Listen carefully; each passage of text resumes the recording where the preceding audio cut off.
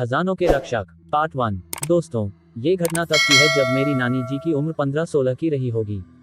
तब वह उत्तर प्रदेश के सुल्तानपुर जिले के एक गांव में रहती थी, वही उनका मायका है। उस समय में अक्सर बंजारे और नट अपनी टोलियां बनाकर घूमा करते थे। ये नट और बंजारे एक स्थान से दूसरे स्थान पर घूमते थे और जहां ज्यादा आबादी देखते थे वहां पर अपना मेला लगाकर करतब दिखाया करते थे और पैसे कमाते थे। ये बंजारे हमेशा अच्छे नहीं होते थे। अक्सर बंजारों और नटों की टोली के रूप में डाकुओं की भी टोली घूमा करती थी, जो दिन में तो मेला लगाते थे मगर रात में लूटपाट किया करते थे। इसलिए अक्सर गांव के जानकार लोग अपने गांव के आसपास इस तरह का नटों का मेला नहीं लगने देते थे। एक बार एक ऐसा ही मेला नानी के गांव से थोड़ी दूर पर लगा हुआ था।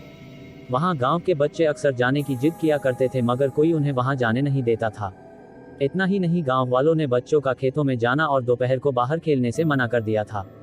बच्चों को ये बात बहुत खराब लगती थी मगर बड़ों के आगे बच्चों की कहाँ चलती।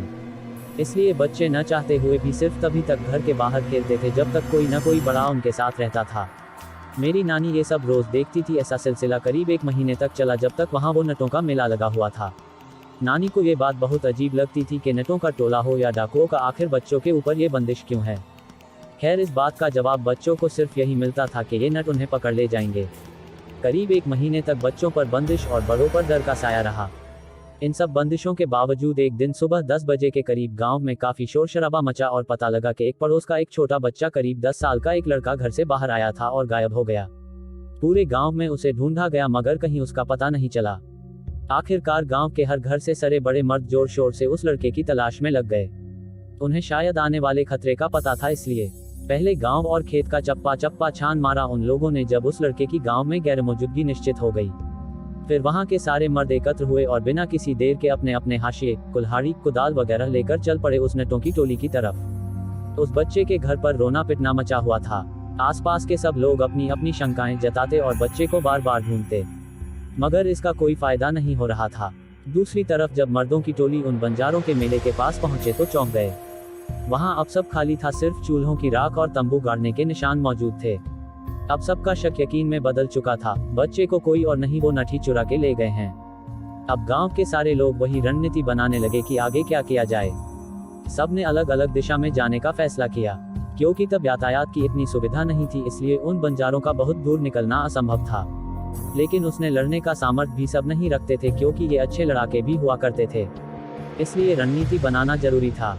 फिर सबने तय किया कि हर रास्ते, हर दिशा की तरफ कुछ लोग जाएंगे और पता चलते ही सब एकत्र होकर वहां जाकर उस बच्चे की तलाश करेंगे और वो लोग न मिले तो दोपहर 3 बजे से पहले सब अपने गांव में एकत्र हो जाएंगे। सब लोगों ने एक अलग अलग दिशा पकड़ी और अपनी अपनी राह चल पड़े। 5-5 लोगों का समूह अपनी अपनी राह पर अग्रसर था। पश्चिम की तरफ जाने वाले समूह के आखिर उनके निशान और फिर वो टोला मिल गया।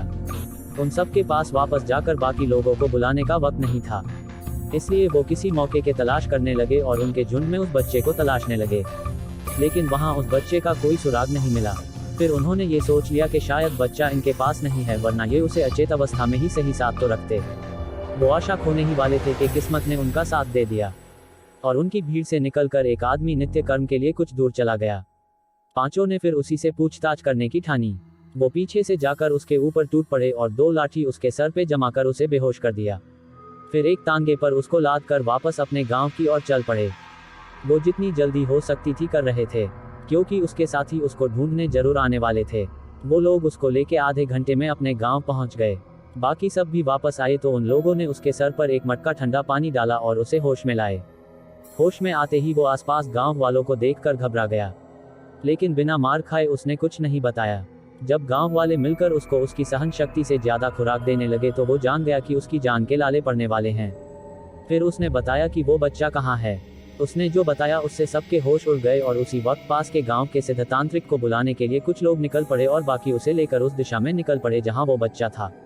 उसने बताया कि उनकी टोली के सरदार ने उस लड़के को जीवाधारी बनाने के लिए इस्तेमाल किया है।